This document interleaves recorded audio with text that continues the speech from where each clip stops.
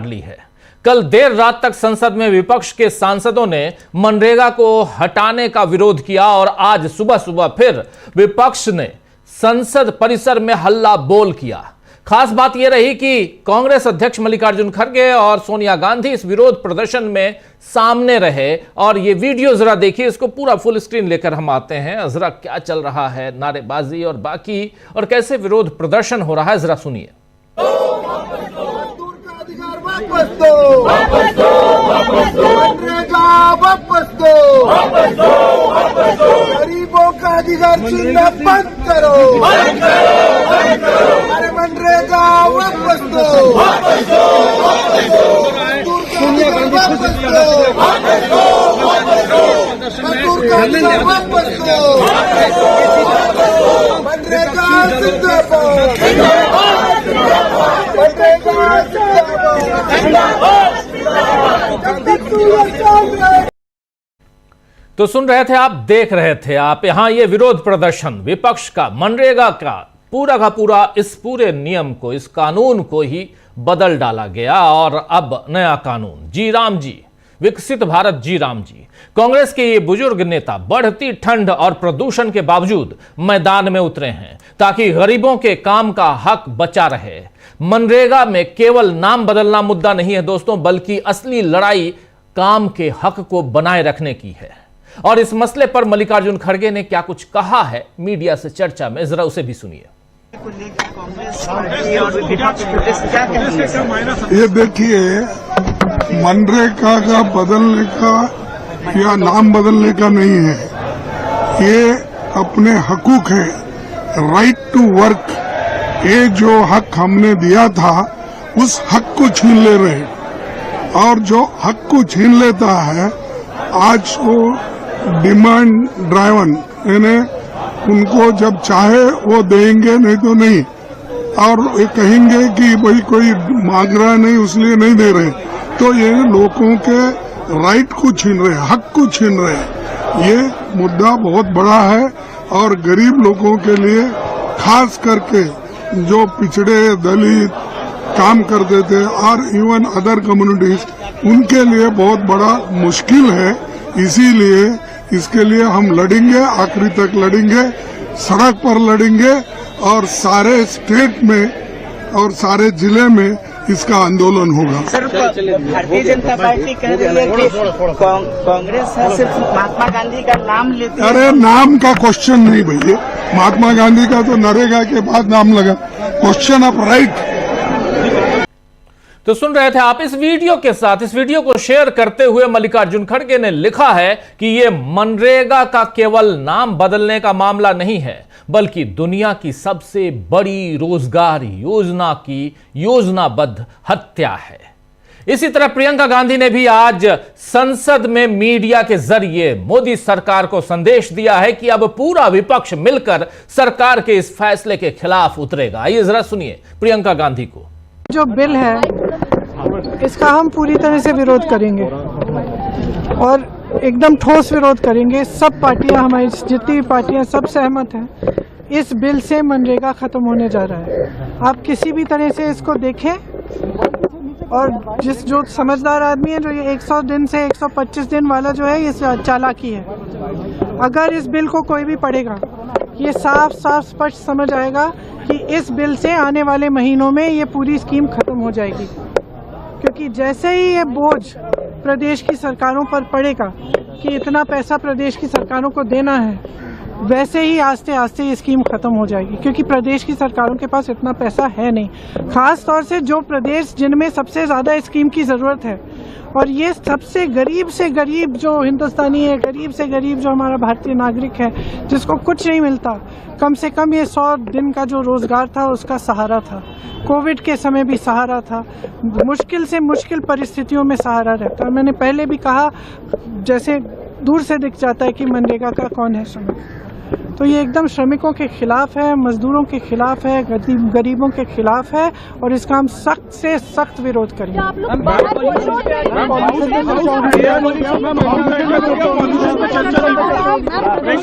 जी जी जी, मेरा पूरा भाषण तैयार था, लेकिन अब शायद अगले सेशन में हो जाएगी, तब बोल लेंगे।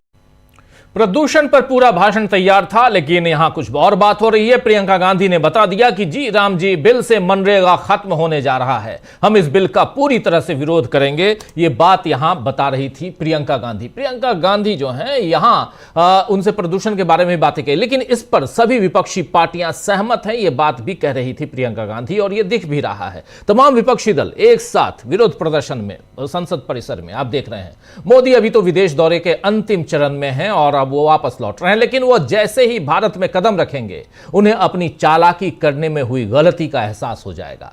वैसे मोदी सरकार पहले कार्यकाल से मनरेगा के विरोध में थी, और याद कीजिए कि प्रधानमंत्री नरेंद्र मोदी ने फरवरी 2015 में लोकसभा में एक बहस के दौरान, और वो बजट सेशन था, उस बहस के दौरान मनरेगा योजना को कांग्रेस सरकार की विफलताओं का जीता जागता स्मारक कहा था। मोदी ने कहा था कि यह योजना दर्शाती है कि कांग्रेस अपने लंबे शासनकाल के बावजूद गरीबी उन्मूलन में विफल रही, जिसके कारण लोगों को गड्ढे खोदने जैसे अकुशल शारीरिक श्रम के लिए मजबूर होना पड़ा।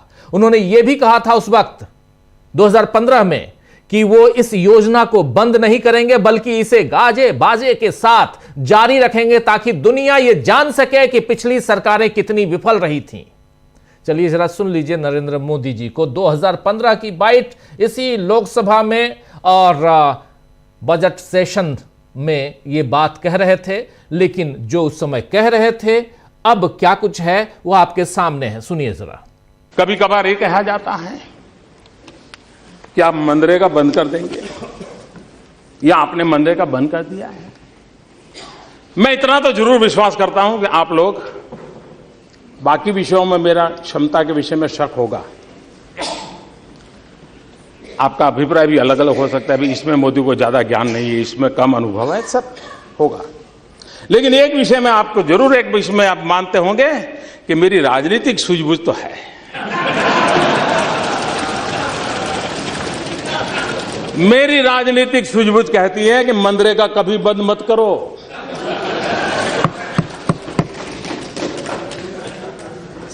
मैं ऐसी गलती नहीं कर सकता हूं, क्योंकि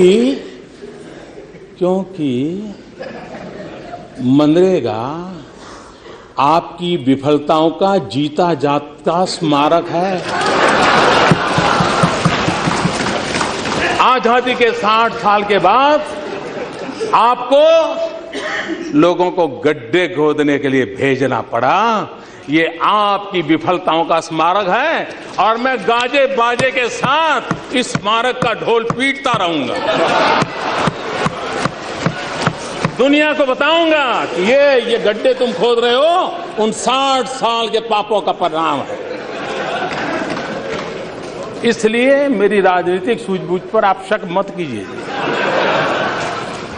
मनरेगा रहेगा, आन बान शान के साथ रहेगा, और गाजे बाजे के साथ दुनिया में बताया जाएगा। हाँ, एक और बात जरूर होगी, क्योंकि मैं देश हित के लिए जीता हूं, देश हित के लिए जीना चाहता हूं। तो सुन रहे थे आप नरेंद्र मोदी को। उस समय मोदी को कांग्रेस की विफलताएं गिनाने की जल्दी थी। 10 सालों की यूपीए सरकार पर कैसे भ्रष्टाचार के आरोप लगे, ये सब कुछ उस समय देखा था, आप जानते हैं, और देश ने देखा था कि कैसे यहां नरेंद्र मोदी जो हैं वो विफलताओं को गिना रहे थे। और कांग्रेस की सरकार थी उस समय 10 साल तक, और यूपीए सरकार पर कैसे भ्रष्टाचार के आरोप लगाए गए, अन्ना आंदोलन चलाकर कांग्रेस के लिए नाराजगी बढ़ाई गई, ये सब जानते हैं। तो ऐसे में मनरेगा को असफल बताकर नरेंद्र मोदी उस नाराजगी को भुना रहे थे।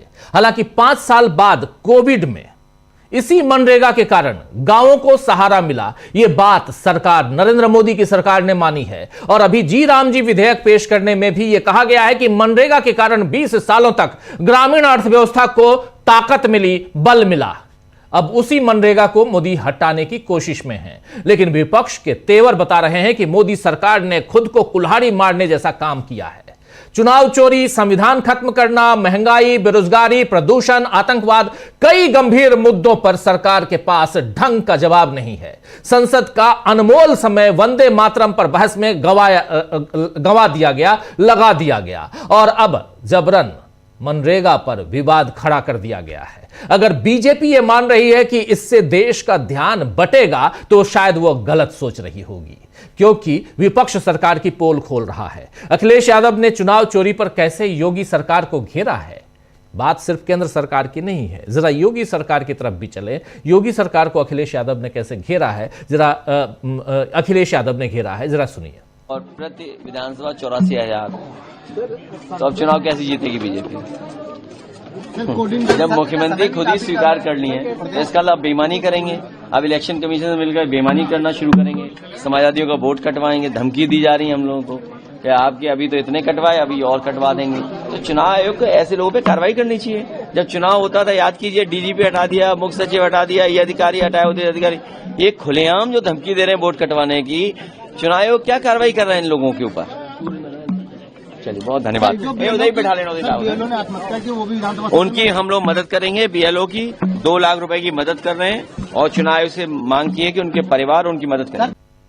तो सुन रहे थे आप, यहां अखिलेश यादव कह रहे हैं कि सीएम ने यानी योगी आदित्यनाथ ने खुद वोट चोरी की बात मान ली है। हमें धमकियां मिल रही हैं कि वो हमारे वोट हटा देंगे। चुनाव आयोग को कैसे गांव से लेकर शहरों तक का काम करना चाहिए, ये सारी बातें इस चर्चा में यहां अखिलेश यादव ने बताई हैं। लेकिन ऐसे लोगों पर कार्रवाई नहीं कर रहा है चुनाव आयोग, ये भी यहां अखिलेश यादव बता रहे हैं। अब चाहे चुनाव आयोग हो दोस्तों या बीजेपी, विपक्ष को अगर इनके कामों में गलतियां दिख रही हैं तो वो मुखरता के साथ इसे उठा रहा है।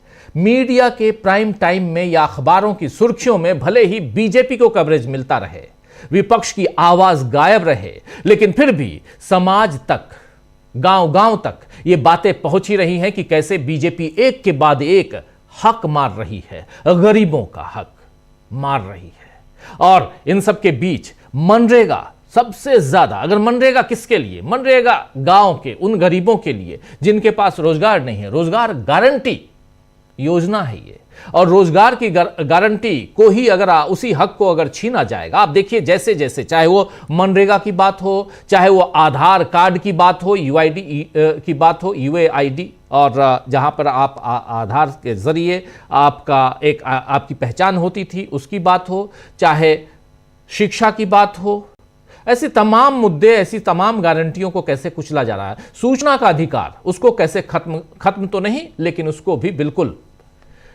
और ऐसी बहुत सारी योजनाएं हैं जिसको नरेंद्र मोदी की सरकार ने लगभग खत्म कर दिया है या सुषुप्त अवस्था में पहुंचा दिया है। आखिर क्यों? आखिर इसके पीछे क्या राजनीति है? नरेंद्र मोदी कह रहे थे कि मोदी को, अभी आपने सुना कि राजनीतिक समझ बहुत ज्यादा है।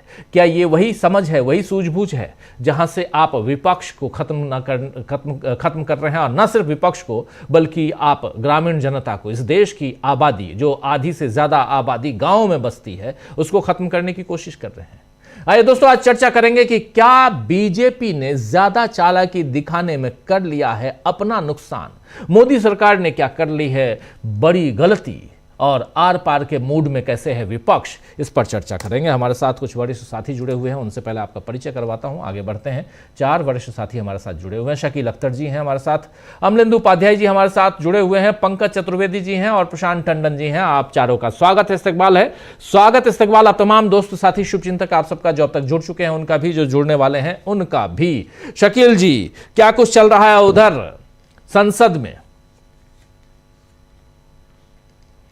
तो बताएंगे हम आपको। सबसे पहले ये है कि आपने ये बहुत अच्छा काम किया कि ये वीडियो दिखाया जाना बहुत, हम उस दिन लोकसभा में थे, प्रेस गैलरी में, पूरा भाषण सुना नरेंद्र मोदी जी का।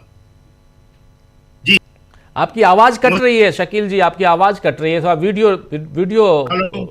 वीडियो आपका डाउन है, शायद वीडियो डाउन है। मैं कहूंगा दोबारा आप जुड़िए, जल्दी से आता हूं इधर प्रशांत टंडन जी के पास। वीडियो डाउन चल रहा है आपका, दोबारा आप जुड़िए। प्रशांत जी, वीडियो तो मैं देख रहा हूं सबका। पंकज जी आपके पास ही आता हूं। पंकज जी, आपका वीडियो ठीक दिख रहा है और बाकी तमाम हमारे तीनों साथियों के वीडियो खराब दिख रहे हैं। पंकज जी, ये योजना, और उसमें भी आप देखिए कल रात को 1-1:30 बजे तक, आज भी कहा गया है रात भर। आखिर क्या जल्दबाजी है? मतलब सब कुछ अभी कर लेना है? आवाज नहीं आ रही हमारी? प्रशांत, पंकज जी के पास आवाज नहीं आ रही है। चलिए, अब ये हमारे यहां से टेक्निकल फॉल्ट है, ये साफ दिखाई दे रहा है, लेकिन बहुत इंपॉर्टेंट है जी। राजीव जी, इंटरनेट का या कनेक्टिविटी आपके वहां जी? शकील जी आ रही आवाज? शकील जी की आवाज वीडियो ठीक? जी ठीक है। वीडियो ठीक हुआ हमारा? जी बिल्कुल। बोले जी, बोलिए। हाँ, तो राजीव जी, हम ये कह रहे थे कि आपने ये काम बहुत अच्छा किया। ये जो मोदी जी कह रहे थे कि दुनिया को बताया जाएगा, तो आपको बता दिया। ये उस दिन हम वहां पे लोकसभा में थे, प्रेस गैलरी में, और ये पूरा भाषण मोदी जी का सुना था। और उन्होंने जब ये कहा था कि दुनिया को बताया जाएगा, तो क्या लिखा था उतना तो याद नहीं है, मगर शायद ये लिखा था कि ये भारत की गलतियों को अब दुनिया में बताने जा रहे हैं। और अब वही हुआ। अभी राहुल गांधी वहां BMW के वर्कशॉप में गए, वहां की फैक्ट्री में गए, और यहाँ पे कह रहे थे कि देखिए राहुल वहां की मैन्युफैक्चरिंग की तारीफ कर रहे हैं और हमारी कमियां बता रहे हैं। ये काम तो आपके मोदी जी प्रधानमंत्री बनते ही शुरू हो गए थे। साफ कह रहे हैं कि दुनिया को बताया जाएगा भारत की गरीबी, भारत की कमजोरियां। दूसरी बात, ये जो है वो कहते हैं कि मुझे राजनीतिक सूझबूझ है। ये राजनीतिक सूझबूझ उनकी नकारात्मक सूझबूझ है, जो तब से लेके आज तक जारी है। वो जो भी करते हैं वो दूसरे की लकीर छोटी करने के लिए। तो ये जो है वीडियो दिखा के आपने वो सारी कहानी बता दी।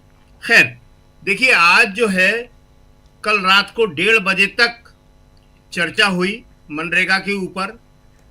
जो किसान को, गरीब को, गांव के लोगों को रोजगार का अधिकार उससे कम करने को, और 11 बजे जब संसद शुरू हुई उससे पहले कांग्रेस ने, सारे विपक्ष ने बहुत जोरदार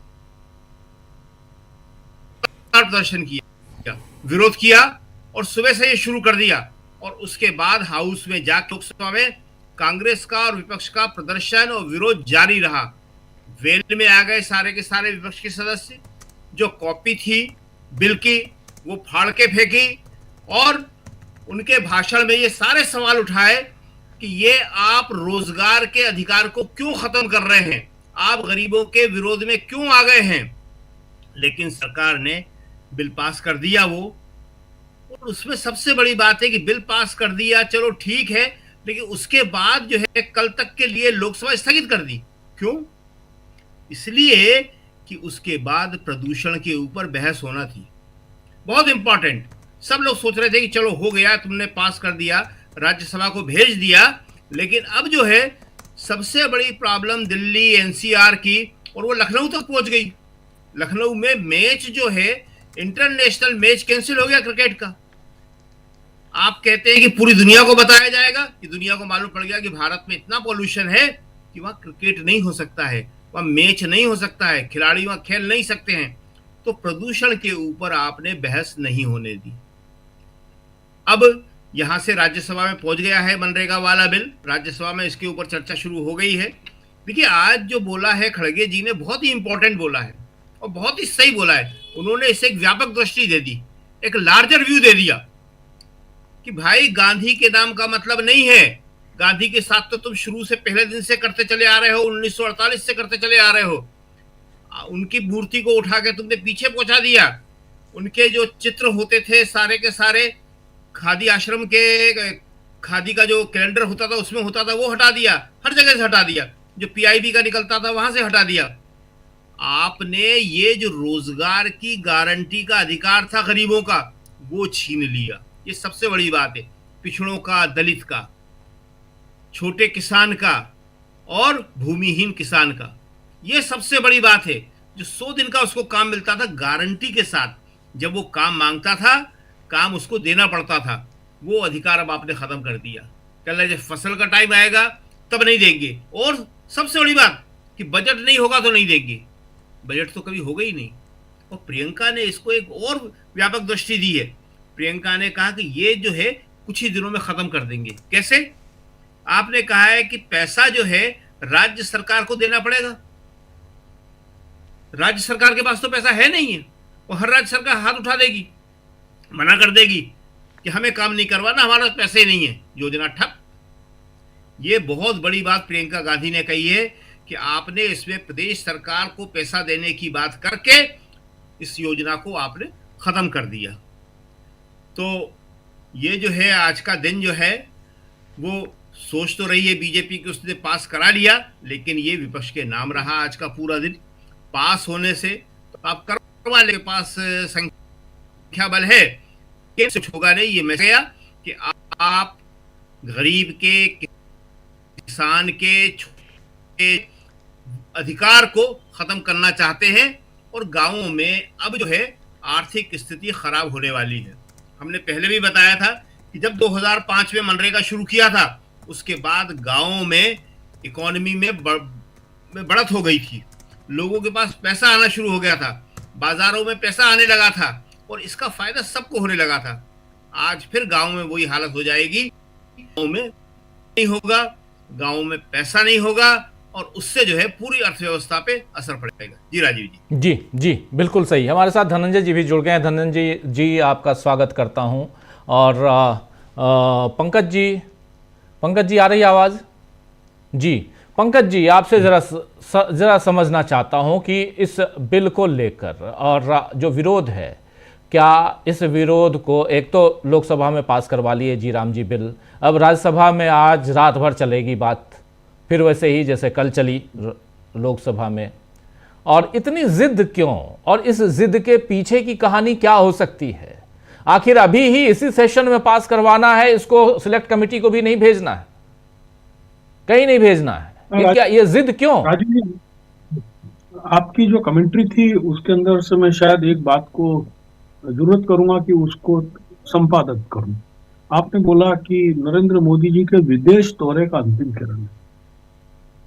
मैं थोड़ा सा इसको उनके भारत आगमन का अंतिम चरण है। ये जो अभी विदेश गए, जी ठीक है जी। हुआ ये देखिए, मोदी जी और आरएसएस की जो योजना 400 सीट पाने के बाद थी, वो योजना पे वो आज भी कायम है। वो संसदीय लोकतंत्र की पूरी व्यवस्था को नष्ट करना चाहते हैं। वास्तव में उनकी जो असली मंशा है, जी राम जी नहीं है। जी से उनको भी 7 कदम आगे और बढ़ना है। इंग्लिश एब्रेविएशन के हिसाब से यदि आप 7 कदम आगे बढ़ेंगे तो एन पे आ जाएंगे। एन यानी नाथूराम जी। वो असल में जी से चढ़ते हुए नाथू तक जाना चाहते हैं। गांधी शब्द उनकी मजबूरी है, गांधी शब्द से उनको परहेज है, और इसीलिए जब प्रियंका गांधी राजनीति में आई थी तो इन्होंने बहुत सारी कोशिश की थी कि वाड्रा बोला जाए, इसको वाड्रा बोला जाए, लेकिन वो उनकी योजना चली नहीं है कि इनकी छोटी सी कुत्सित सियासत है। एक इतना बड़ा, आप एक देश के करीबन 18 करोड़ लोगों से जुड़ी हुई योजना का में आप बदलाव कर रहे हैं, तो आपको उसको स्टैंडिंग कमेटी को भेजने में क्या तकलीफ है?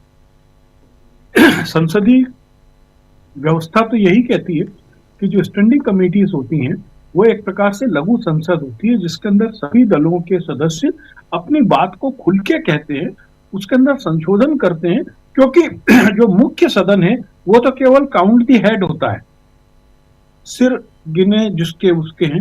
लेकिन जो ईमानदारी से संसदीय तंत्र की मूल भावना थी कि प्रत्येक सांसद का बराबर अधिकार है कानून बनाने में, वो संसदीय समिति से जी। इस प्रकार की हरकतें करके मोदी जी और आरएसएस से बताना चाहता है कि हम भले जीत रहे हैं, हम भले कम सीट लेके आए हैं, मैं बार बार बोलूंगा कि ये अल्पमत की सरकार है। अल्पमत की सरकार के बावजूद वो अपना जो मूल मंशा है कि संसदीय मूल्यों की हत्या करती जाए, उसके लिए वो तत्पर है। आरएसएस और बीजेपी के साथ एक प्रॉब्लम ये भी है कि आमतौर पर इनको शहरों की पार्टी कहा जाता है, वो गांवों में इनकी पकड़ कमजोर है।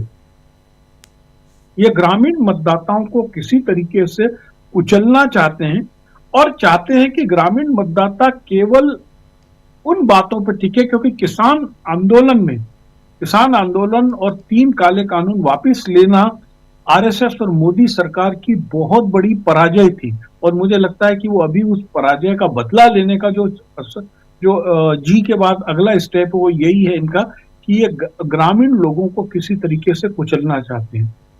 ये हमारे सभी पैनलिस्ट और हमारे दर्शक जानते हैं कि जब 2010 में पूरी दुनिया में रिसेशन था, इतनी कमजोरी की करेंसी को लेकर कि कई जगह विकसित देशों में भुखमरी की स्थिति आई थी, तब भी भारत में मनरेगा ने हमारी अर्थव्यवस्था को संभाला था, क्योंकि मनरेगा के जरिए गांव में करेंसी का फ्लो था और डेली कंज्यूमर आइटम जो थे उसकी बिक्री पे असर नहीं पड़ा था, इसलिए हमारी अर्थव्यवस्था टिकी रही थी।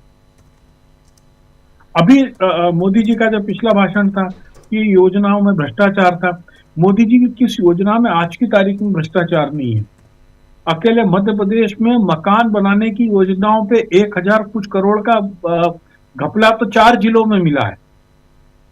कोई भी सरकारी योजना होती है उसके अंदर पारदर्शिता, शुचिता और निष्पक्षता के लिए तंत्र को लगातार काम करना होता है। विश्व की कोई भी ऐसी जन कल्याण की योजना नहीं जिसके अंदर दुष्ट और चोर लोगों ने दखल नहीं किया हो। लेकिन इसका मतलब नहीं है कि हम योजना को आउटलेट रिजेक्ट कर दें। अब देखिए, इस योजना में जो संशोधन हुआ है उसका सबसे बड़ा दुर्भाग्य, फिर से कह रहा हूं, लोकतंत्र का इतना बड़ा खतरा है कि जो केंद्र और राज्यों के अंतर संबंध है, केंद्र और राज्यों के अपने अपने अधिकार और कर्तव्य हैं, वो दीवार खत्म हो रही है। एक प्रकार से हर चीज में केंद्र सीधा दखल कर रही है।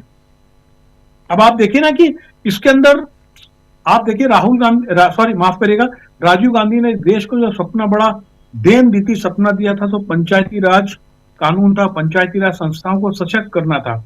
ये जो संशोधन आया है इसमें सबसे बड़ी चीज है कि पंचायती राज्यों के राज्य संस्थाएं जो हैं, पंचायत वगैरह, उनके अधिकार इतने कमजोर हो गए क्योंकि दाम से लेकर सब कुछ केंद्र तय करेगा, पंचायत के पास में कुछ रह ही नहीं जाएगा। यानी ये जो है, ये राजीव गांधी के सपने से लेकर, केंद्र राज्यों के सपने से लेकर और समाज के अंतिम व्यक्ति तक, यानी पंचायत तक आर्थिक और सामाजिक अधिकार हो, उस देश की जो परिकल्पना थी संविधान निर्माताओं की, उसके विपरीत है। और आप देख रहे हैं 5 किलोमीटर का दायरा और ठेकेदार से काम वाली की जो गारंटी, वो इसके हटने के बाद में इसमें लोगों को काम कहां मिलेगा।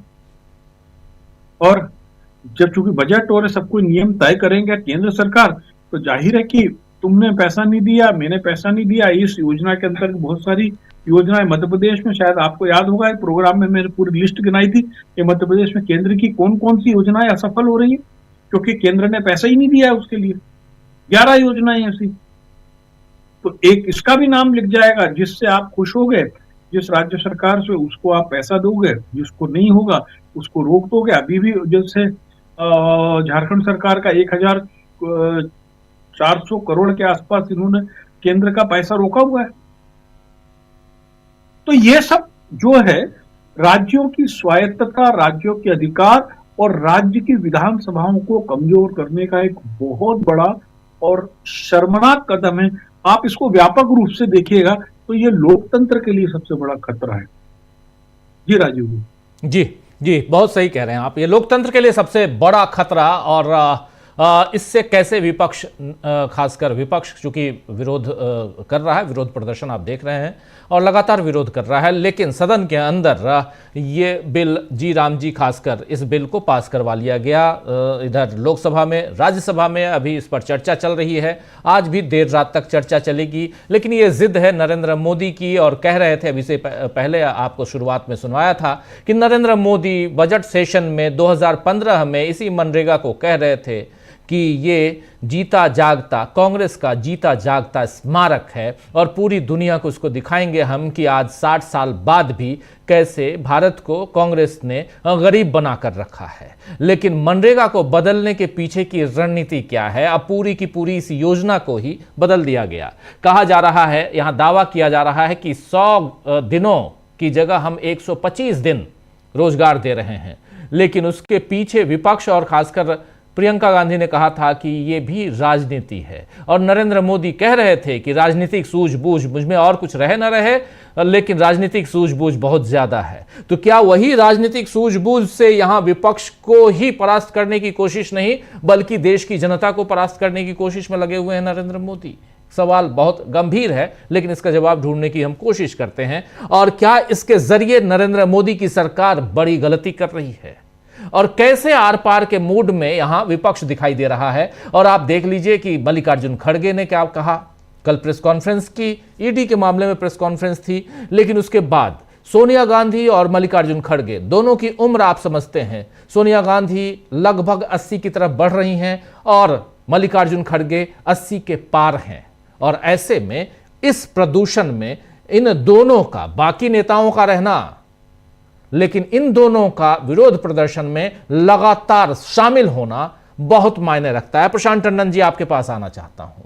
कितना गंभीर मुद्दा इसे आप मानते हैं, और यहां से विपक्ष की जो गतिविधियां हैं वो कितनी मजबूत दिखाई दे रही हैं ओवरऑल इस सरकार के खिलाफ की बात अगर करें तो, मुखालफत की बात करें तो? जी देखिए राजीव जी, बड़ा पॉलिटिकल सेल्फ गोल है ये का, सबसे बड़ा पॉलिटिकल सेल्फ गोल है अब तक का। और अभी तक आप देखिए कि वो राजनीतिक सूझबूझ की बात करते हैं, वाकई है, इसमें मानना पड़ेगा कि उनका हर बिल राजनीति के हिसाब से होता है, हर एक्शन राजनीति के हिसाब से होता है। वो 3 तलाक का बिल लाए, अपनी कंस्टिट्यूंसी को खुश करने के लिए लाए। जो नफरत की चीज, उस खेती को ही खाद पानी देने के 3 तलाक का बिल ले आए। उसका मुस्लिम महिलाओं से कोई मतलब नहीं था। ऐसे ही वो वक्फ का बिल भी लेकर आए, और वो की नफरत की खेती को खाद पानी देने का बिल था। अपनी कंस्टिट्यूंसी को मजबूत रखने वाले बनाते रहे। लेकिन अब जो ये लाए मनरेगा को हटा, ये उनका सब तक का सबसे बड़ा पॉलिटिकल सेल्फ गोल है। मैं इस पे आऊंगा, लेकिन तीन कानून पास, उस पर जरा संक्षिप्त चर्चा कर लूं, उसके बाद फिर मैं पॉलिटिकल सेल्फ गोल कैसे वो बताऊंगा। देखिए मनरेगा में क्या क्या इन्होंने किया, क्या क्या है जो नया लाए जी राम जी। 8 घंटे से 12 घंटे कर दिया है। मनरेगा में 8 घंटे तक का था, उसको 12 घंटे कर दिया है। राज्यों का हिस्सा 100 रुपए में 40 रुपया, तो जो राज्य गरीब होंगे वो इस योजना को लाएंगे ही नहीं। सबसे बड़ा बात है कि आपने इसकी जनता से बदला लेने के लिए आपका नेट गड़बड़ है प्रशांत जी, नेट आपका गड़बड़ है। बहुत इंपॉर्टेंट बात, दोबारा आप जुड़िए तो अच्छा रहेगा। नेट में दिक्कत आ रही है, दोबारा जुड़िए। बहुत गंभीर बात आप बता रहे हैं, दोबारा यहीं से शुरू करेंगे। तब तक अमलेंदु जी के पास आना चाहता हूं जल्दी से। अमलेंदु जी, आपका नेट भी गड़बड़ है। आज क्या हो रहा है? ये मनरेगा का बिल पास करवाने के लिए इंटरनेट को भी थोड़ा डाउन कर दिया गया है क्या, कि किसी तरह जी राम जी बिल पास हो जाए? राम जी नैया पार कराएंगे क्या? राजीव जी, अब देखिए, राम जी तो खैर बेड़ा पार क्या कराएंगे, और नाराज हैं क्योंकि आज सुबह ही जो थे वो अवधेश प्रसाद जो हैं समाजवादी पार्टी के सांसद हैं, वो कह रहे तो इनसे वैसी नाराज, जब राम को लाने गए थे तो राम जी तो हमको ले आए, तो राम जी तो नाराज है राजीव जी।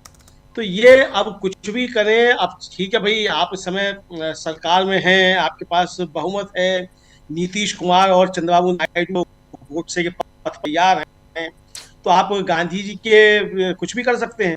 लेकिन राजीव जी, ये विपक्ष जो है आर पार के मूड में दिखाई पड़ रहा है, इसके भुगतान तो करना पड़ेगा सरकार को। जनता के बीच लोग जाएंगे और जो बात आएगी जनता के बीच, जनता भी इस बात को समझेगी कि किस तरीके से आप जो जनता की योजनाएं हैं, जो जनता के हित की योजनाएं हैं, आप उनको खत्म करना चाहते हैं। दूसरा राजीव जी, जो प्रधानमंत्री नरेंद्र मोदी कह रहे थे संसद में खड़े होकर 2015 में, जो हम लोग सुनवाई प्रधानमंत्री नरेंद्र मोदी की, तो प्रधानमंत्री नरेंद्र मोदी का जो कथन है उससे साफ तौर पर समझा जा सकता है कि प्रधानमंत्री तो जारी रखना चाहते थे, और ये कहते हैं कि मेरी राजनीतिक सूझबूझ पर आप भरोसा। आपका भी वही हाल है प्रशांत अमलेंदु जी, आपका भी वही हाल है। प्रशांत जी का भी अभी डाउन ही दिख रहा है। आप लोगों का पता नहीं क्या दिक्कत है, लेकिन बहुत महत्वपूर्ण इस बीच उधर एक महत्वपूर्ण बात और आप लोगों को बता दूं दोस्तों कि सबका बीमा सबकी रक्षा, सबका बीमा सबकी रक्षा, ये बिल भी पास हो गया है और इसमें 100% बीमा में 100% जो है वो फॉरेन फंडिंग की बात है। तो ये एक अलग कहानी है। लेकिन हमारे चारों साथी, मैं देख रहा हूं चारों साथियों के वो, अब मैं अपनी तरफ से कहूंगा इसका मतलब है कि ग्लिच कहीं ना कहीं इधर हमारे साइड में है, क्योंकि सबके एक साथ नहीं हो सकता कि सबका इंटरनेट एक साथ खराब हो। मैं अपनी टीम को कहूंगा कि चेक कीजिए भाई, क्योंकि बहुत महत्वपूर्ण है ये चर्चा और ये प्रोग्राम बहुत इंपॉर्टेंट है। कई लोग बहुत गंभीरता से इस प्रोग्राम को देखते हैं और मैं अपनी टीम से उम्मीद करता हूं कि ज़रा इस प्रॉब्लम को सॉल्व करें। लेकिन बहुत गंभीर मुद्दे पे चर्चा कर रहे हैं दोस्तों हम, और लेकिन नरेंद्र मोदी को एक बार मैं सुनाना चाहता हूं फिर से। आप लोग कहेंगे कि क्या सुना रहे हैं, लेकिन सुनना इसलिए ज़रूरी है कि तब और अब में, तब उस समय क्या कह रहे थे और अब क्या कर रहे हैं और कैसे कथनी और करनी में फर्क है। लेकिन इन सब के बीच जब कोविड काल आता है तो यही मनरेगा इनके लिए संजीवनी, ये जो पूरा का पूरा संजीवनी का काम करता है। ये इस कानून के तहत कई ग्राम, यहां से शहरों से गांव में गए हुए लोगों को काम मिलता है। और इस बात का जिक्र कर रहे हैं जब इस बिल को पेश कर रहे हैं सदन में। जरा सुनिए नरेंद्र मोदी को बजट सेशन में 2015 में क्या कह रहे थे। कभी कभार ये कहा जाता है कि आप मनरेगा बंद कर देंगे या आपने मनरेगा बंद कर दिया है। मैं इतना तो जरूर विश्वास करता हूं कि आप लोग, बाकी विषयों में मेरा क्षमता के विषय में शक होगा, आपका अभिप्राय भी अलग अलग हो सकता है, अभी इसमें मोदी को ज्यादा ज्ञान नहीं है, इसमें कम अनुभव है, सब होगा। लेकिन एक विषय में आपको जरूर, एक विषय में आप मानते होंगे कि मेरी राजनीतिक सूझबूझ तो है।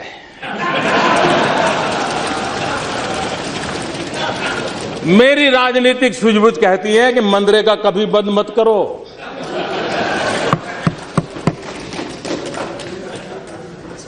मैं ऐसी गलती नहीं कर सकता हूं, क्योंकि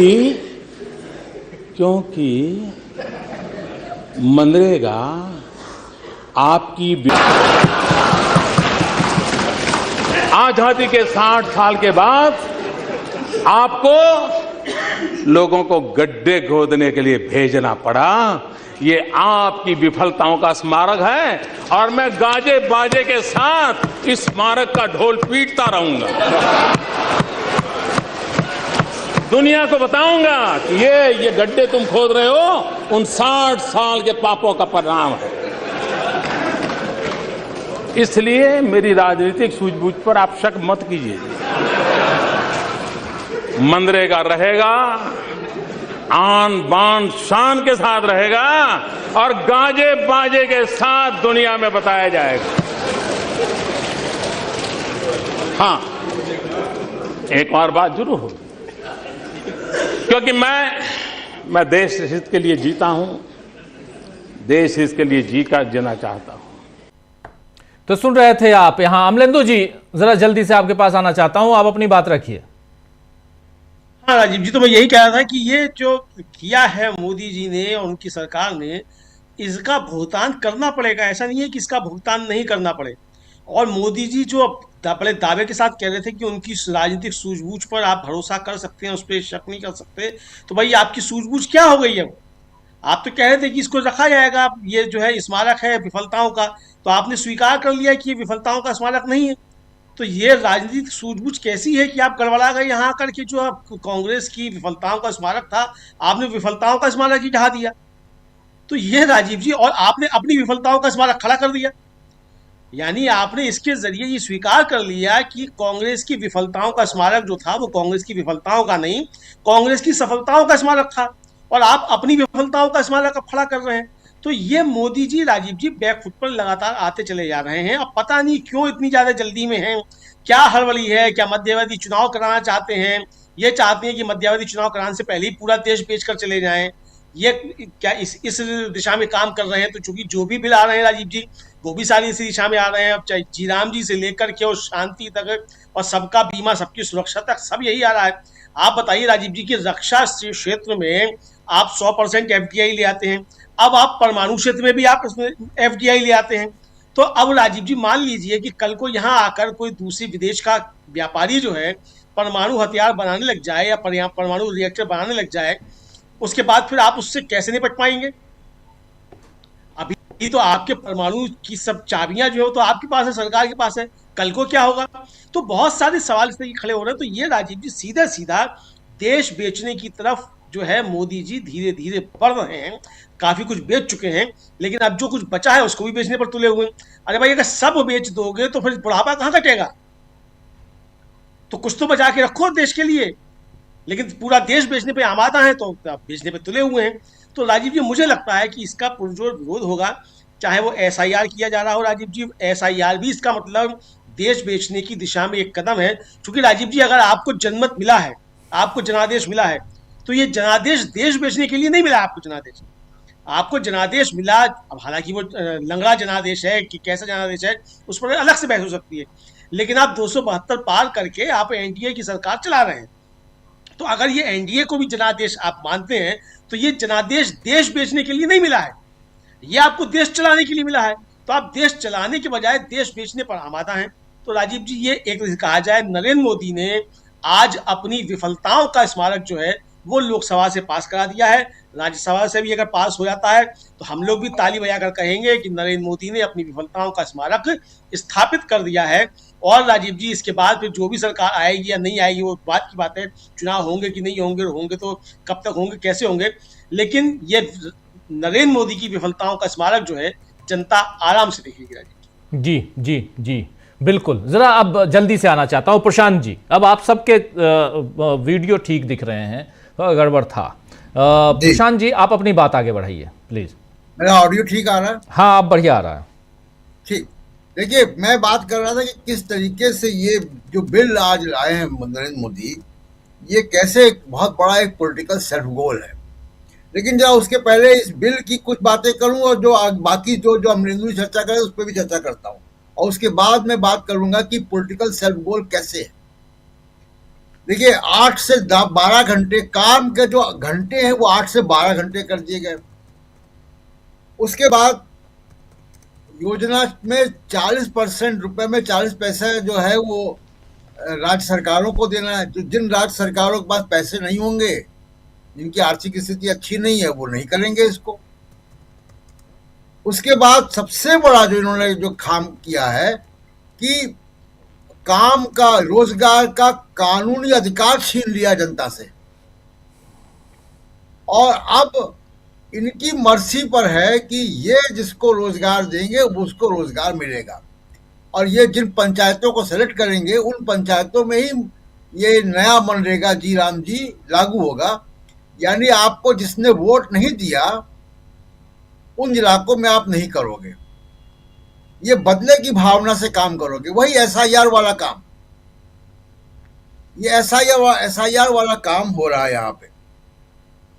अब उसके बाद आप देखिए कि दूसरा जो चर्चा आपने की कि इंश्योरेंस में 100% FDI जी, ये बिल्कुल ईस्ट इंडिया कंपनी को भारत में बुलाने जैसा कदम है। $600 बिलियन आपका इंश्योरेंस का पैसा बाहर जाएगा। राजीव जी, हम सब इंश्योरेंस कराते हैं। इंश्योरेंस में आप एक अपना पर्सनल डेटा देते हैं, वो पर्सनल डेटा बाहर जाएगा। यहाँ पे LIC, GIC तमाम कंपनियां बैठ जाएंगी। इनके खिलाफ कॉर्पोरेट साजिशें करके, 3 तिकड़म करके इनको हथियार लेंगे, इनके शेयर्स को मेजॉरिटी के। तो ये बिल्कुल ईस्ट इंडिया कंपनी जैसा मामला है। और इंश्योरेंस की इतनी बड़ी पैसा होता है कि जब आपका स्टॉक मार्केट डूबता है, जब आपको आर्थिक संकट होता है, तो आप इंश्योरेंस के पैसे से जो है उसको रेस्क्यू करते हैं। वो आपके पास हैंडल चला जाएगा। और तीसरा जो न्यूक्लियर लायबिलिटी बिल, इसको आपने सप्लाई साइड का जो लायबिलिटी थी, जो जवाबदेही थी, उसको बंद कर दिया। कल को यहाँ पे चेरनोबिल जैसी घटना हो जाए, कल को यहाँ पे फुकुशिमा जैसी घटना हो जाए, भोपाल गैस ट्रेजरी जैसी घटना हो जाए, कंपनियों के पास पैसे नहीं होंगे मुआवजा देने के, बहुत बड़ी त्रासदियां होती हैं वो, और प्राइवेट सेक्टर में जाएगा तो उसका जो क्वालिटी स्टैंडर्ड है वो भी गिरेगा नीचे। अब मैं आता हूं कि ये कैसे पॉलिटिकल सेल्फ गोल है। देखिए, अभी तक नरेंद्र मोदी जो ला रहे थे, चाहे वो 3 तलाक का बिल लाए हों, चाहे वो वक्फ का बिल लाए हों, वो अपनी कंस्टिट्यूंसी को खुश करने के लिए लाते थे कि जो नफरत की खेती की गई उसमें खाद पानी डालने के लिए वो बिल लाते थे जी। उसका मुसलमानों की भलाई से कोई मतलब नहीं था, और तमाम सारे बिल ये इसीलिए लाते रहे। अब याद कीजिए कि 2009 मैंने भी किसी चैनल में था और सर्वे किया था। उस सर्वे में मेरा ही सर्वे जो है वो सबसे सही था, क्योंकि मैंने हमारे सर्वे में आया था कि यूपीए की गवर्नमेंट वापस आ रही है। तो यूपीए की सरकार 2009 में वापस कैसे आई थी? मनरेगा से आई थी राजीव जी। मनरेगा इम्प्लीमेंट हो चुका था। तो मनरेगा ने सरकार को अगर वापस लाया है और जिन तमाम ग्रामीण लोगों को काम की गारंटी थी, जिसका नरेंद्र मोदी मजाक उड़ा रहे, गड्ढा खोदना, श्रम का मजाक नहीं उड़ाना चाहिए, लेकिन मनरेगा ने वो काम किया जो आरक्षण नहीं कर पाया। तमाम दलित समाज के लोगों को अगर आरक्षण में नौकरी मिलती है तो नौकरी उसके गांव में नहीं मिलती है, उसको शहर जाना होता है, ब्लॉक जाना होता है, तहसील जाना होता है, तब नौकरी मिलती है। वो वापस नहीं आता है। मनरेगा ने उसके जहां वो रहता है वहीं उसको शक्तिशाली बना दिया, वहीं उसको मोटरसाइकिल दिला दी, वहीं उसको मोबाइल फोन दिला दिया। और ये खटक रहा था आंखों में जो सामंती समाज है उसकी। तो उसके दबाव में, अपने सामंती समाज के दबाव में और कॉरपोरेट के दबाव में उसको सस्ता लेबर चाहिए, ये बिल ले आए। लेकिन आप सोचिए, गरीब राज्य, खासकर उत्तर भारत के राज्य, इसको इम्प्लीमेंट नहीं कर पाएंगे क्योंकि 40% वो दे नहीं सकते। इमीडिएटली इसका असर होगा, अगले 2, 3, 4 महीने में इसका असर होगा कि लोगों को गांव में काम मिलना बंद हो जाएगा। देखिए, एसआईआर में आपका हमारा नाम कट जाए तो हमको पता चलता नहीं, जब चुनाव आएगा तो हमें पता चलेगा जब हम वोट डालने जाएंगे कि हमारा नाम नहीं है रोल्स में। काम जिसको मिलता रहा उसको तो कल पता चलेगा सुबह के काम नहीं मिलेगा उसको। तो जब इतनी बड़ी संख्या में गांव में काम नहीं मिलेगा लोगों को तो गुस्सा बढ़ेगा, और फिर वो पॉलिटिकल जो सेल्फ गोल है वो साबित होगा कितना बड़ा पॉलिटिकल सेल्फ गोल है। अगर मनरेगा 2009 में यूपीए की सरकार की वापसी कर सकता है तो मनरेगा का हटाया जाना इनका बिस्तर भी बांध सकता है। जी राजीव जी जी जी। आखिरी सेंटेंस बहुत महत्वपूर्ण है, बहुत इंपॉर्टेंट सेंटेंस है कि मनरेगा का हटाया जाना इनका बिस्तर भी बांध सकता है, यानी बोरिया बिस्तर समेटवा सकता है, जिसको कहते हैं ना बोरिया बिस्तर बांध लो, अब बस यहां और निकल लो यहां से। और मनरेगा और इस बात को जानते हुए आखिर के हमारे साथ जुड़े हुए हैं धनंजय जी, आपके पास भी आना चाहता हूं।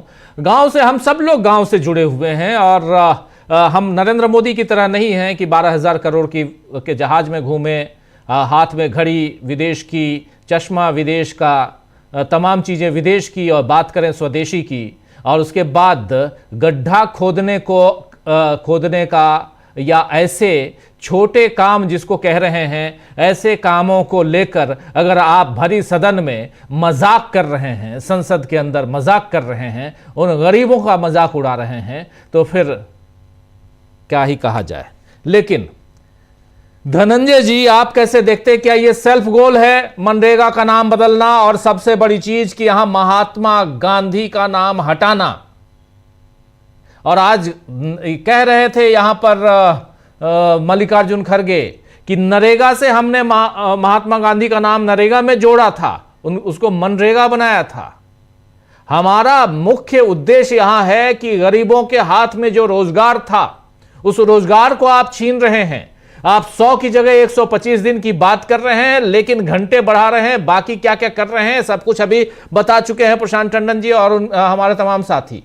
कैसे देखते हैं आप, क्या यह सेल्फ गोल है या कुछ और है, या विपक्ष को और दबाने की कोशिश है? मेरी आवाज आ रही है? जी जी, बहुत अच्छी। जी, तो आप सबको नमस्कार। देखिए, इसको दो एंगल से देखना पड़ेगा। दो बिंदु इसमें है। एक बिंदु है जिसमें गांधी है और राम है, और दूसरा बिंदु है जहां पे कानून है, एक्ट है और मिशन है। दो इसके पहलू है। पहले पहलू पे बात करते हैं, फिर दूसरे पहलू पे आएंगे। पहला पहलू ये है कि गांधी और राम, ये देश जो है जब आजाद हुआ तो संविधान ने कहा कि ये देश भारत के लोगों का है, हम भारत के लोग। ये कह रहे हैं भारत संघियों का, भारत देश के नागरिकों का नहीं है, संघी जो संघी है उनका देश है। जब हम भारत के लोग कहते हैं तो संविधान का जिक्र करना जरूरी हो जाता है। संविधान ने कहा है कि हम भारत के लोग हैं जिनका ये देश है। संविधान ने ये अधिकार दिए, मौलिक अधिकार दिए, और उस अधिकार के बाद जो यूपीए की सरकार थी, मनमोहन सिंह की सरकार थी, उसने एक और अधिकार दिया और कहा कि आपको रोजगार की गारंटी देते हैं, कानूनी गारंटी देते हैं। जिसे ये अक्सर बोलते रहते हैं कि एमएसपी तो है किसानों के लिए, कहाँ एमएसपी नहीं है, लेकिन वो गारंटी की जो बात कर रहे हैं तो गारंटी की बात ये नहीं करते। ये मजदूरों के लिए कानून जो था वो था कि आपको रोजगार की गारंटी है। अगर धनंजय कुमार को भी अगर जरूरत पड़ जाती है कि मुझे रोजगार चाहिए सरकार से, तो मैं कार्ड बनाने के लिए एप्लीकेशन कर सकता हूं, मनरेगा कार्ड, और मैं भी रोजगार की मांग कर सकता हूं और मुझे रोजगार मिलेगा, इसकी गारंटी है। अब ये जो मिशन बना रहे हैं, इस मिशन में गारंटी शब्द गायब हो जाए। गारंटी नहीं है। इस सरकार जो है एक मिशन लेकर के आई है कि हम रोजगार देंगे आपको 125 दिन, और वो 25 दिन आपका अधिकार नहीं है, हम कृपा करेंगे आप पर। अब नरेंद्र मोदी कृपा निधान बन गए। पहले देश के नागरिकों को संविधान ने अधिकार दिया था कि आपका अधिकार है इस देश पर, आपका अधिकार है इस देश के संसाधन पर, आपका अधिकार है इस देश की पूरी व्यवस्था पर। नागरिकों का देश है, लोकतंत्र है, लोक का तंत्र है। नरेंद्र मोदी कह रहे हैं ये लोक का तंत्र नहीं है, ये कृपा निधान का तंत्र है, हमारा तंत्र। और इसलिए राम को लेकर के आए।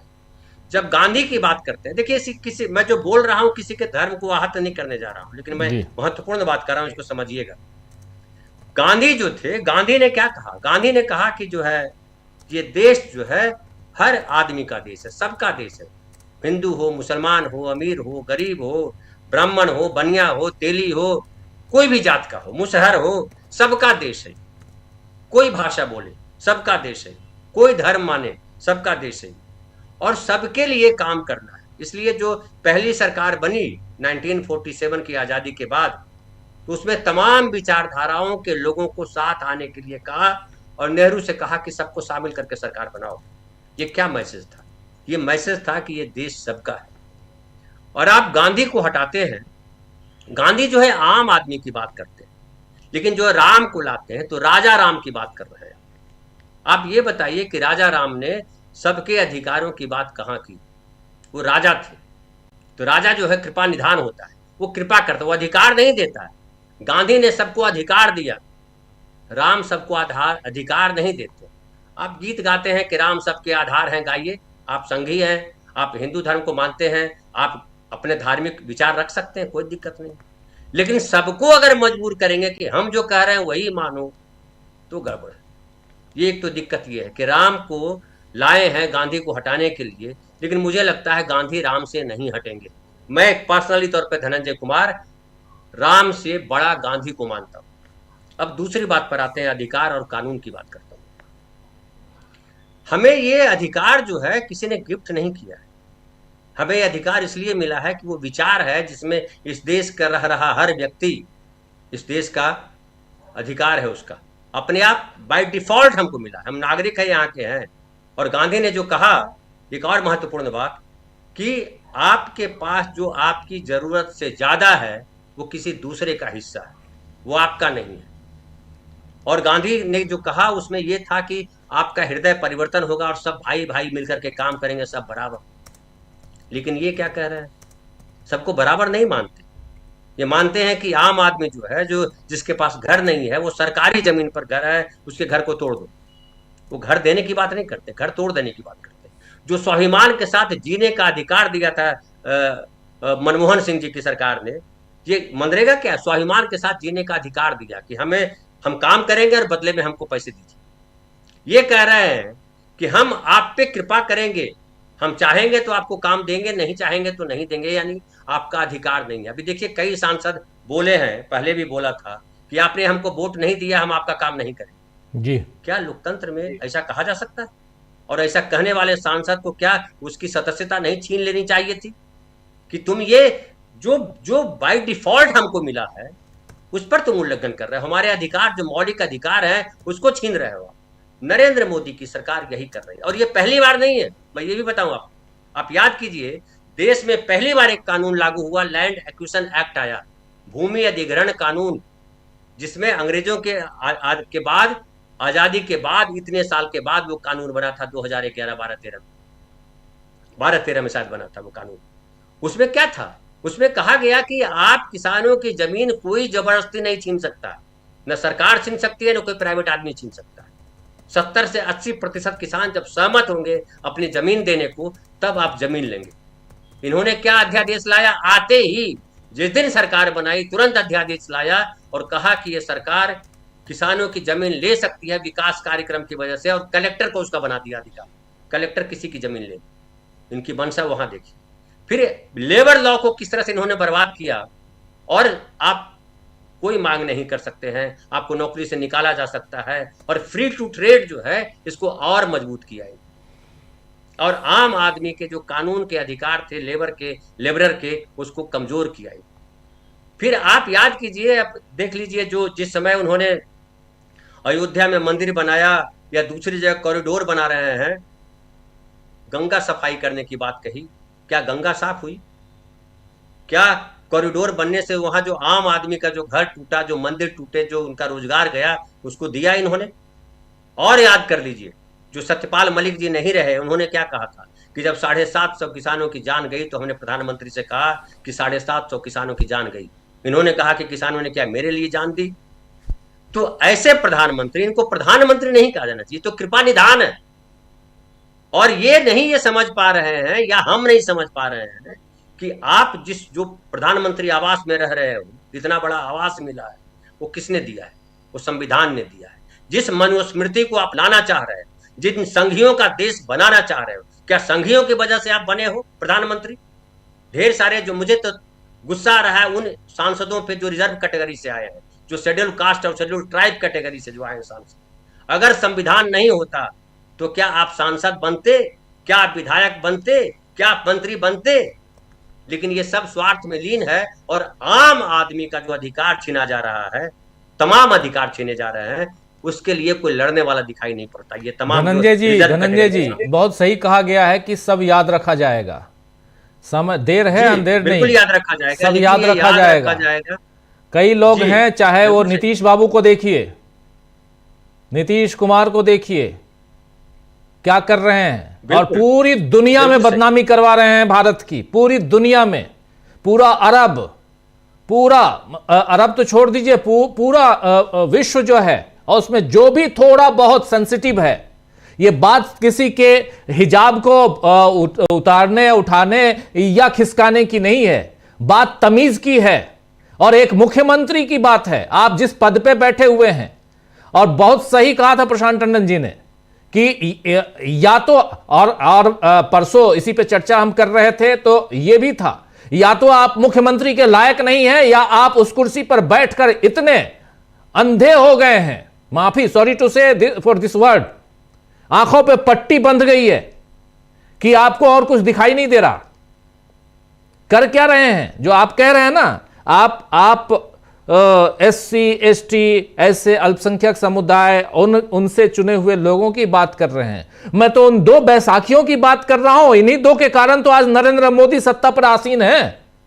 आज हट जाएं भाई। चंद्रबाबू नायडू कहां हैं? चंद्रबाबू नायडू को जी राम जी नहीं दिखाई दे रहा है, उनको महात्मा गांधी नहीं दिखाई दे रहे हैं इसमें, उनको यहां गरीब दिखाई नहीं दे रहे हैं। आपको सिर्फ अपना 40% दिखाई दे रहा है। आपको यह नहीं दिखाई दे रहा है कि इसमें 60% भी मिलेगा कि नहीं मिलेगा। आप कहते हैं कि चलो 40% हम देने के लिए तैयार हैं, लेकिन ये जो 60% वाला हिस्सा है, उस हिस्से में आप क्या गेम कर रहे हैं, ये तो बता दीजिए। लेकिन चंद्रबाबू ये नहीं पूछ रहे हैं। इतनी हिम्मत उधर नीतीश बाबू को नहीं हुई क्योंकि उनको सीएम की कुर्सी चाहिए। इधर से कुर्सी छोड़ के उधर फिर सीएम की कुर्सी पर बैठना है, उनका यही चलता रहता है, इधर उधर उधर इधर। तो इसलिए आप जो कह रहे हैं बहुत इंपॉर्टेंट बात कह रहे हैं, लेकिन यहां पर यह भी समझना होगा कि आखिर किस चीज से आप बंधे हुए हैं। क्या गम, क्या दुख, क्या दर्द और क्या डर, क्या सता रहा है आपको? सिर्फ और सिर्फ सत्ता। और सही आप कह रहे हैं, संविधान। फिर घूम फिर क्या संविधान पे हम आते हैं। प्लीज अपनी बात आगे बढ़ाइए, मैं आऊंगा तमाम साथियों के पास। जी, तो मैं कह रहा था कि देखिए, नेताओं की तो अपनी चीजें हैं, वो कुर्सी के लिए हम सब जानते हैं, उनके लिए सबसे इंपॉर्टेंट कुर्सी। लेकिन हम नागरिकों के लिए सबसे इंपॉर्टेंट क्या है, हमें भी तो सोचना पड़ेगा कि हम नागरिकों के लिए सबसे इंपॉर्टेंट क्या है। हमारे अधिकार जो हमें संविधान ने दिए हैं, जो हम दलित हैं, जो पिछड़े हैं, जो कमजोर हैं, उनके लिए सबसे महत्वपूर्ण अधिकार है। आप गांव की बात कर रहे हैं, गांव में आप जाइए, गांव में कोई रोजगार है? किसी किस्म का रोजगार गांव में है? गांव तक रोजगार पहुंचाया गया, जो गांधी का सपना। मनरेगा इसलिए नाम दिया गया कि गांव से देश को मजबूत करना चाहते थे गांधी। गांधी ने कहा था कि हमको अगर भारत को मजबूत करना है तो गांव को मजबूत करना होगा।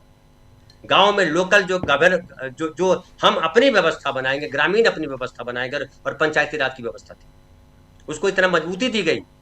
लेकिन उसको कमजोर करने के लिए नरेंद्र मोदी हर संभव प्रयास कर रहे हैं।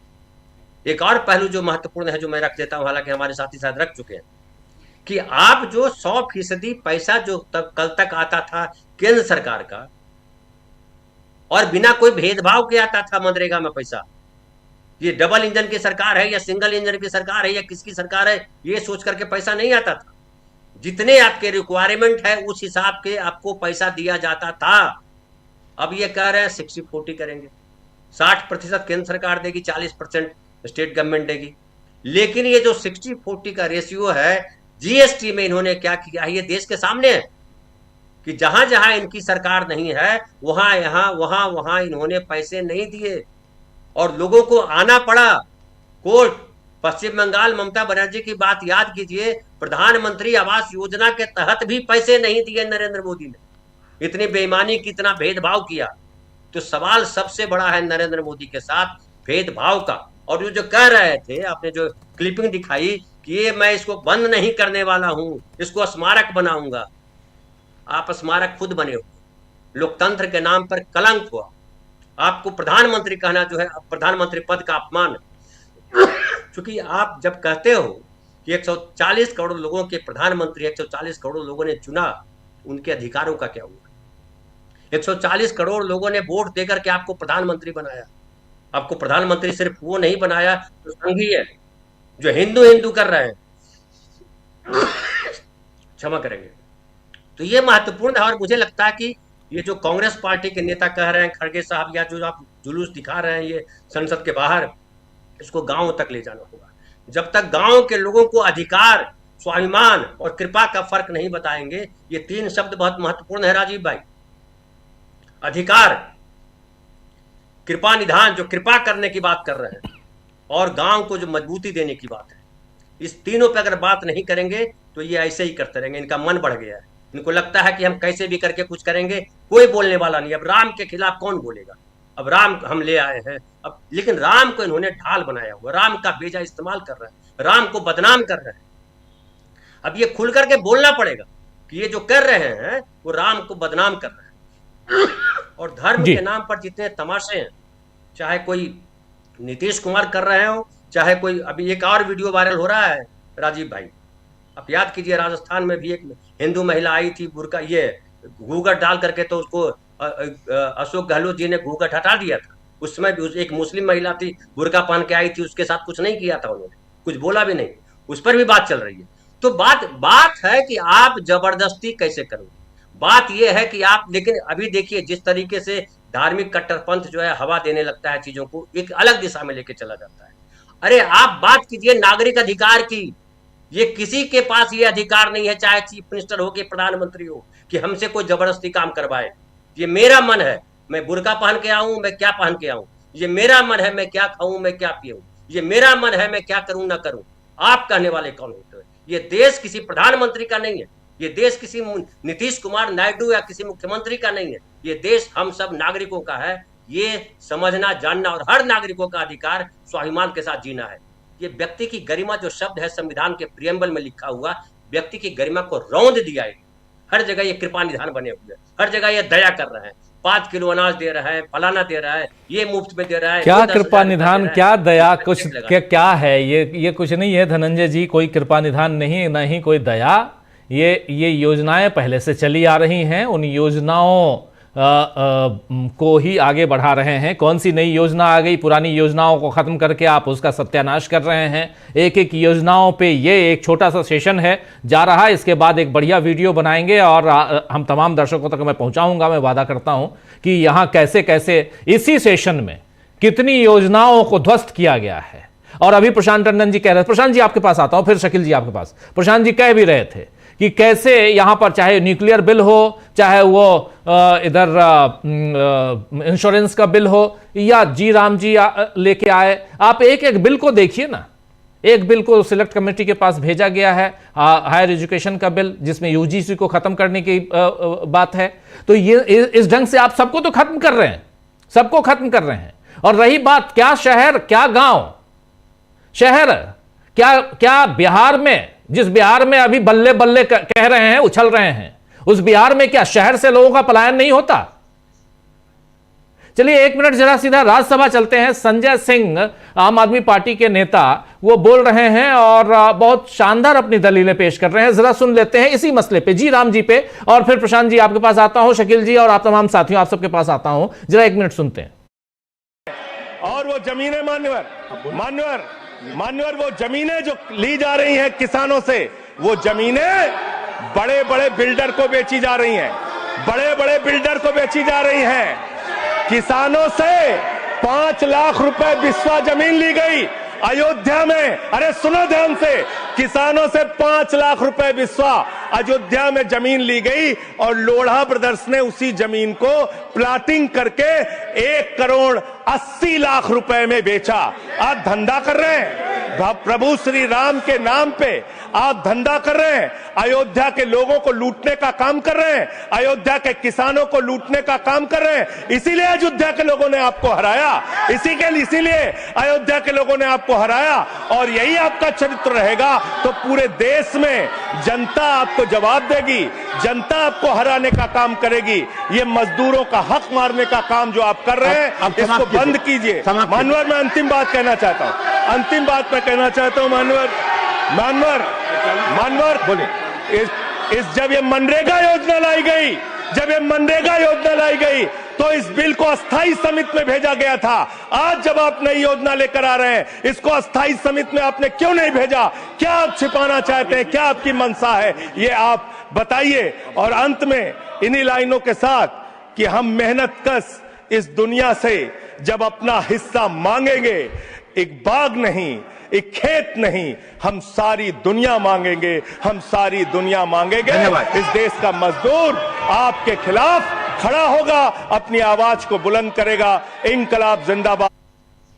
इनकलाब जिंदाबाद के नारे के साथ इन्होंने अपना भाषण खत्म किया। संजय सिंह अच्छा बोलते हैं और बहुत तैयारी करके आते हैं, और इसलिए यहाँ और ऐसे अभी चूंकि बहस चल रही है, वहाँ पे लाइव तस्वीरें आप तक हम पहुँचा रहे थे, लाइव कवरेज सीधे राज्यसभा में से। और राज्यसभा में इस वक्त बहस चल रही है इसी जी राम जी पर, विकसित भारत जी राम जी योजना, जिसको मनरेगा की जगह पर लाया जा रहा है। लेकिन सवाल यह है कि राम जी के नाम पे आपको कोई योजना लानी ही थी तो कुछ और ले आते, अपने लिए बहुत कुछ था, आप ले आते। मनरेगा जिसको आप कह रहे थे कि इसको जीता जागता स्मारक बनाऊंगा, उस मनरेगा को जीते जागते दफन क्यों कर रहे हैं आप?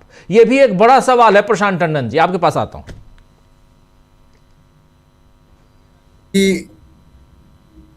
ये अब नरेंद्र मोदी राजनीतिक रूप से कमजोर हो चुके हैं। अभी आप चर्चा कर रहे थे कि चंद्रबाबू नायडू और नीतीश कुमार के वैसाखियों पर खड़े हैं। इस बात को कॉर्पोरेट ने समझ लिया है, और दूसरा कॉर्पोरेट ने समझ लिया कि ट्रंप ने इनको बहुत कमजोर कर दिया। जो 50 बार उसने कह दिया कि सीज फायर उसने कराया, और अभी जो अमेरिका का डेलीगेशन आया था टैरिफ पे बात करने, वो वापस जा चुका है। मैं उसकी खबर भी बताऊंगा बाद में। लेकिन ये कॉर्पोरेट के आगे नरेंद्र मोदी ने पूरा सरेंडर किया। इस तीनों बिल में, insurance bill, nuclear liability bill और मनरेगा को खत्म करके जी राम जी लाने का जो बिल है, ये पूरा कॉर्पोरेट के आगे सरेंडर है। और ये बता रहा है कि नरेंद्र मोदी अब कमजोर हो चुके हैं राजनीतिक रूप से और उन्होंने नतमस्तक कर दिया है कि मुझे बचाओ। कॉर्पोरेट अपना मीडिया लगा के इनको बचा रहा है, वो आगे ही बचाएगा। लेकिन कॉर्पोरेट को ये मतलब नहीं है कि आप नरेंद्र मोदी प्रधानमंत्री रहें या न रहें। उसने भांप लिया है कि 2029 के बाद ये नहीं होंगे, तो अब वो इनसे मैक्सिमम, आपने गन्ने का जूस निकलते हुए देखा होगा ना, वो 3-4 बार डालता है, पूरा निचोड़ देता है वो मशीन में। वो अब कॉर्पोरेट इनको पूरी तरीके से निचोड़ रहा है। जो उसने 11-12 साल इनको मीडिया देकर इनकी छवि बनाई, अब वो कीमत वसूल रहा है, अब पूरी कीमत वसूल रहा है। इनकी राजनीति को दांव पे लगा के कीमत वसूल रहा है। अब उसने तय कर लिया है कि मोदी जी रहें या जाएं, हमको देकर जाएं। तो ये जो जी राम जी बिल है, ये कॉर्पोरेट का लाया बिल है, इसलिए सेनेट कमेटी को नहीं भेज रहे हैं। ये कॉर्पोरेट से लाया गया बिल है। उनको सस्ता रोजगार, सस्ता मजदूर चाहिए, 12 घंटे का काम उसको लेना है, उसको मशीनों की तरीके से इंसान को काम लेना है। लेकिन राजीव जी, ये मनरेगा, जैसे मैंने पहले कहा कि यूपीए 2 की सरकार लौटी मनरेगा की वजह से थी जी। और अब उसी मनरेगा के पैसे से जो सस्ता डेटा आया और इनके व्हाट्सएप और फेसबुक गए, तो एक जनाधार अलग तरीके से बन गया। वहां पे नफरत की खेती हुई उस पर, क्योंकि लोगों के पास पैसा था। अब वो कटेगा सब, लोगों का गुस्सा बढ़ेगा। और अब जो गांव में है, उसके पास मोबाइल फोन है, उसके पास ज्यादा वो अलर्ट है, नई जनरेशन आ चुकी है और वो नई जनरेशन शहरों में काम करके जा चुकी है। अब उसके साथ अधिकारों में छेड़छाड़ करेंगे तो उसकी प्रतिक्रिया होगी। और मुझको लग रहा है कि अब नरेंद्र मोदी ने तय कर लिया है कि राहुल गांधी की राजनीति को अब उसको गांव-गांव तक पहुंचाना है। राहुल गांधी जो इतना समय से काम कर रहे थे, अब लोगों को बात समझ में आएगी जब लोगों को रोजगार नहीं मिलेगा। तमिलनाडु दे देगा राजीव जी, पंजाब दे देगा, केरल दे देगा, उत्तर प्रदेश बिहार कहां से देगा, राजस्थान कहां से देगा 40%? जो बीजेपी के राज्य हैं और जो गरीब भी हैं, वो गरीब है इसीलिए बीजेपी के राज्य भी हैं। तो सवाल ये है कि वहां वो पैसा कैसे देंगे? और जब वो 8 घंटे की जगह 12 घंटे नौकरी करेगा, उसको पैसे उतने नहीं मिलेंगे, तो उसकी समझ में आएगा कि राहुल गांधी ठीक कहते हैं इस सरकार के बारे में। और एक आखिरी बात, बड़ा माय डियर फ्रेंड ट्रंप की बात होती है, विश्व गुरु की बात होती है। अब आप देखिए, पिछले 3 महीने का नरेंद्र मोदी का विदेश दौरे देखिए, उन जगहों पे जा रहे हैं जहां पे ग्लोबल विदेश नीति तय नहीं हो रही है। उन जगहों पे नहीं